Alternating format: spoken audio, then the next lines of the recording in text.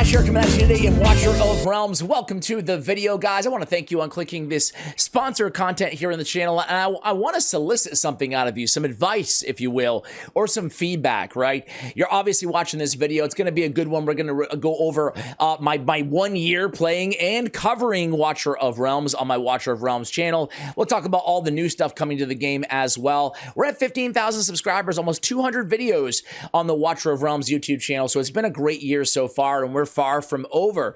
Before we get into any of that, though, I want to ask you guys, do you prefer standalone sponsor content here? We have more time to kind of delve into the game. It doesn't interrupt the flow, so to speak, of a regular video.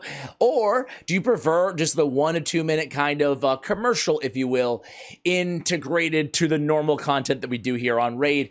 Really value your feedback, and thank you in advance for giving that.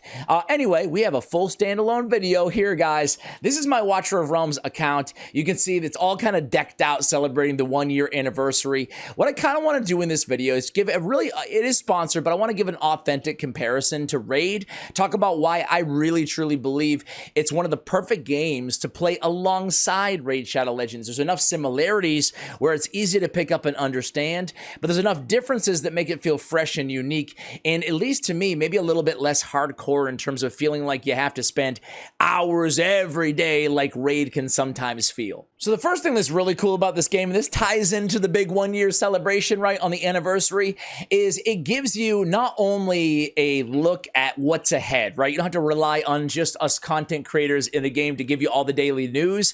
They have a really robust notice center here inside the game, and they have a calendar that's always active, showing you not just the events going on right now, but all the events going on over the next coming weeks, right, and upcoming month. You can see on all these special events, for example, for the free summoning items, we get free ancient summonings, free summoning, rare summoning crystals. In this game, ancient summons are actually really, really good, whereas in Raid, ancient summons are not the premium. They are premium here. You can get lords, and lords are kind of like an aura skill in Raid, but only way better. They have global effects that carry over into the battle as well, things that they can add, unique attributes that they can add to the teams.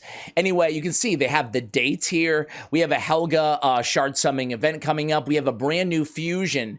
They added a new fusion to the game.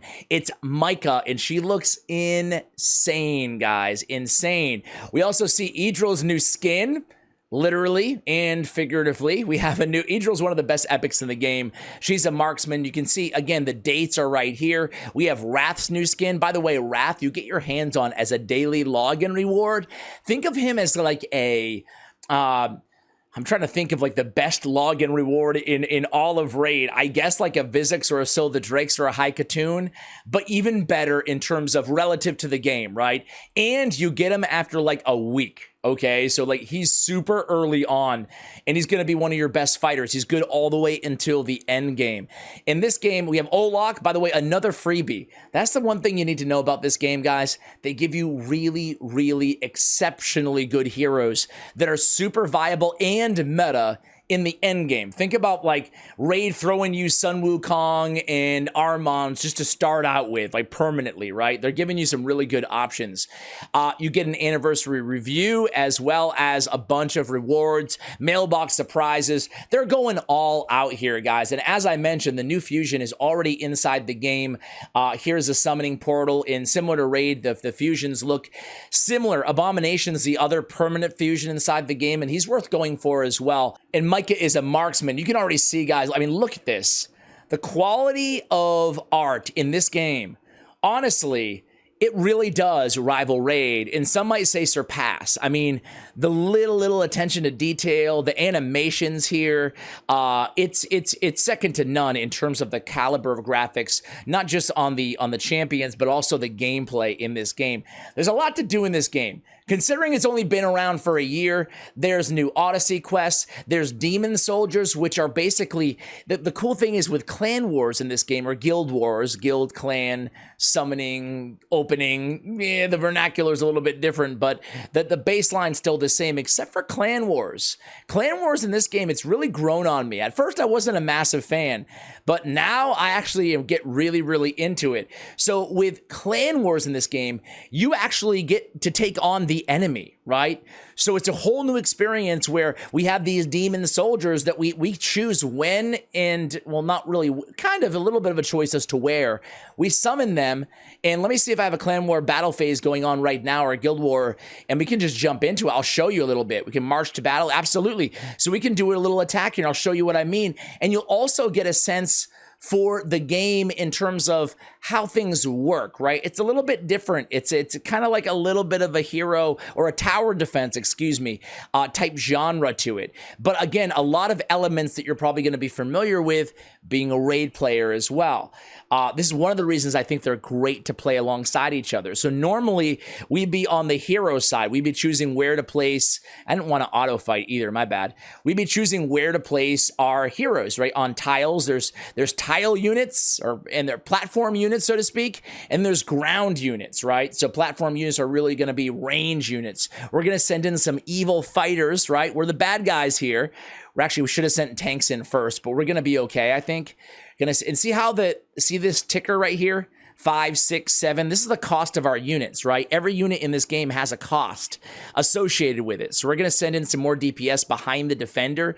Defenders are obviously tankier, right? And then we're going to save up 8 so we can try to snipe. I'm not sure if they'll have range. We're going to try to snipe the marksman over there, Setram. He's very good. So we take him down with our range units here, right? So these are archers, essentially, which are marksmen. Then there's magic range damage dealers, right? And those are mages. And then there's healers, essentially the support of the game.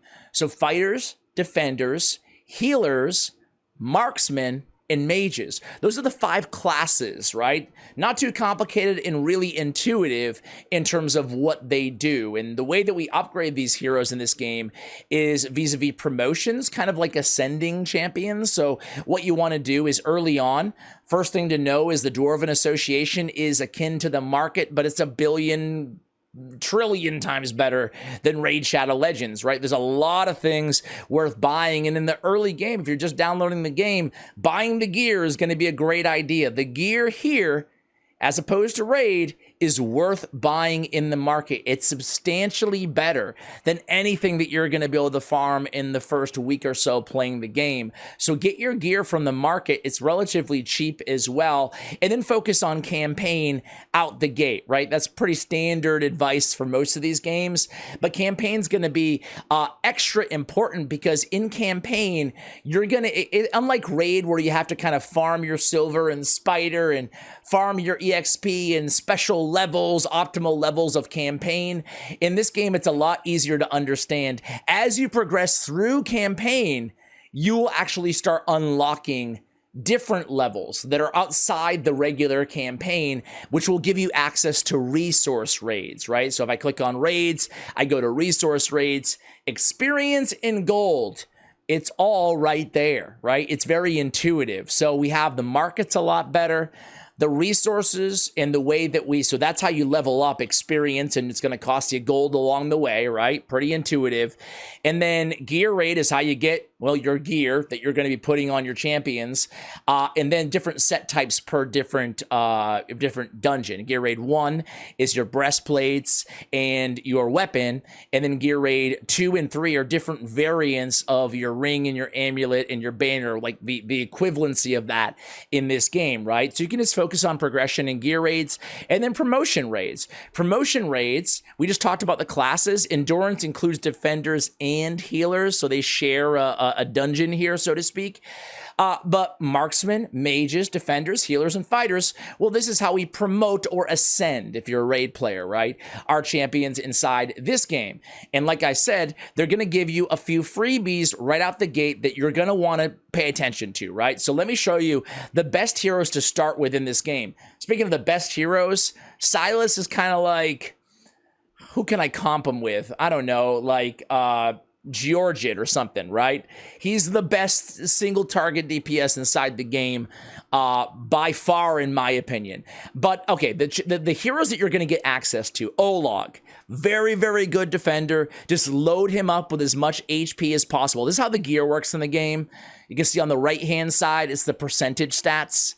On the left-hand side, it's going to be your weapon and your breastplate. And again, that's going to be flat stats. So that's how the gear works in this game. There's only 5 slots plus an artifact, right? Artifact, where do you farm that? In Artifact Material Raid. What do artifacts do in this game? They give you like a bonus ability, right? So for example, increases defense by 10%, gains an extra 3% defensive bonus for every 10 seconds on the battlefield. Sure, let's equip it. Let's go ahead and put it on him, right? And you farm that in the Artifact Material Raid, which unlocks, I think, after like level 20 or so, right? After day 3, I think, you get Mari for free as a daily login. Mari is going to be an amazing control champion for you. A lot of new players are like, she doesn't do that much damage. She's not for me. Well, she is for you. You build her with a decent amount of attack speed, and she's going to be debuffing on her basic attack. She has slow. So with Mari, we want to build her really fast, like I said, and then we want to come in here and use her Blizzard, a bunch of like AoE freeze type damage. She's got slow as well, which, well, slows the opponent movement speed by minus 75%. For 1.5 seconds, and then she's also debuffing, right? Essentially similar to like a decreased defense, but it's different types of damage, physical damage and magic damage, right? So she has both of those as well. So she's going to be a great free champion to invest in. Who else? You'll get, I think after 30 days, Greed, who's definitely worth investing in as well. He's expensive, but he brings a lot of damage. The two-headed monster over here. We already talked about Wrath. He's going to be a must invest in. He's going to be really important for you guys. And they give you like a decent healer early on as well. Her name is Lily. And here she is. She's not going to carry you into the end game, but think of her along the lines of like maybe a Haikatoon type champion. She's not a healer, like Haikatoon's not a healer, but she is. But she can ride you into the mid game pretty solidly as well. So those are some champions to look out for when you're just starting out. And these are freebies again, right? Vortex is an epic healer who you're definitely going to want to invest in if you get him. He's one of the top healers in the game. Idril, who we mentioned, you know, the skin that we talked about at the top of the video. She definitely going to be worth investing in as well if you get her. She's one of the best marksmen for epics. And I guess as we're going down the best epics in the game, Hollow, one of the best rage regenerators, as well as healers out there. You'll get an offer for Iona if you are a spender in these games. I think it's like $5 US. Again, I'm not saying this because it's sponsored. If you don't want to spend, they give you a lot of free good heroes anyway. But if you are inclined, she's one of the best DPS for epic mages in the game in Iona. So I would say she's worth it if you are, again, so inclined to spend. If you do get your hands on Dolores, she is just one of the top heroes in the entire game, right? Including all legendaries in the game. She's that good. She's the best and most wanted epic in the game as well. When you pull dupes in this game, instead of just getting a stat bonus to empower them, you get different abilities as well. So like it's called Awakening. So 1 dupe will get you to Awakened 1, 5 dupes will get you to Awakened 5, right? And they add something like when Graceful Dancing ends, which is her ultimate ability, increases the chance of increasing rage to 80%, right? So it's much easier to get dupes of epics than it is legendaries. So for that reason, there's a nice balance in this game where legendaries are generally stronger, but epics are a lot easier to get fully awakened to get everything out of them, right? So, guys, that's a little bit of an introduction to the game. You know, not exactly a big ultimate beginner's guide or anything like that, because we didn't even talk about all the different ways you can play this game. But suffice it to say, there's a robust PvP system. There's, you know, there's extra content that they're always adding to the game as well. You saw a little bit of gameplay. I'll just throw in an auto battle arena towards the end of this video. I want to give a big shout out again to Watcher of Realms. It's been genuinely, it's been a great experience working with Moonton, the developer, the last year. covering their game. The community is amazing. For any OG Raid players out there, I actually got into this game originally because I saw Ivy Lee in Odd One Gaming covering it on their channels. And then I saw that Cold Brew had a channel and Murder Inc. had the channel at the time. And a bunch of other CCs were getting involved. Hades kind of got involved at the same time that I did in the game as well. And I was like, okay, enough people that I know are playing this game and genuinely seem to like it that I'll get involved as well. And I found the community similar to Raid, honestly, when I got involved with Raid, very welcoming. The developers very, very attentive and responsive to the community, right? They've made some unpopular decisions like any developer is going to do, but they've been very fast at responding to pain points and then quickly bringing in fixes. Let me give you an example here before we end things. They nerfed one of the more popular legendaries in the game. His name is Boreas. And what they did is the community got upset about it, right? Wasn't expecting a nerf on a really popular and most wanted hero in the game. So what they did is they gave everybody a full reset on any legendary. It doesn't have to be Boreas, right? They gave everybody a full reset so you can get anything that you invested out of this champion. You get it all back. All the skill tomes, like all the equivalent of those type of things. Anything you put into them, all the potions, everything. They gave it all back if you want to reallocate that. And that was really well received. Just an example of immediate follow through on, again, any community pain points. So they do dev Q&As often as well, public dev Q&As. So there's a lot to like about Watcher of Realms. This is just the tip of the proverbial iceberg here. Thanks again to Moonton for sponsoring this video. I'll have a download link in the description below if you guys want to go ahead and check out the game. And I'll have a link to my Watcher of Realms YouTube channel as well. Thank you for watching, and as always, take care, guys.